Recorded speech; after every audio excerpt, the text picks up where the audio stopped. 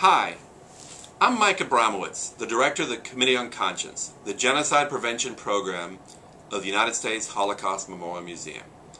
I have some important news I wish to share with you today.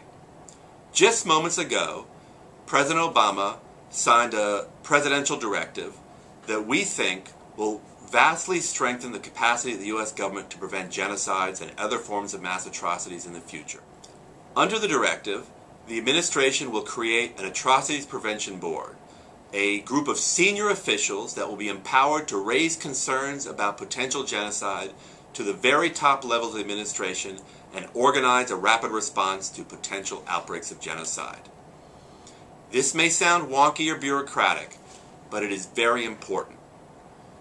During the Holocaust 65 years ago, tragically, no such policy mechanism or structure existed. And in the ensuing years, the U.S. government and other governments have failed to adopt policies, put in place structures, and marshal the political will to prevent genocide and other atrocities from happening. Just think, 17 years ago, during the Rwandan genocide, the White House did not convene a single meeting of the senior advisors to the President to consider how to respond to the unfolding violence in Rwanda, which took the lives of some 800,000 people in just 3 months. We hope that this new structure will prevent that from happening again. The steps announced at the White House today were a direct response to the recommendations of the Genocide Prevention Task Force, co-chaired by former Secretary of State Madeleine Albright and former Secretary of Defense William Cohen. The task force was organized by the museum and our partners at the U.S. Institute of Peace and American Academy of Diplomacy.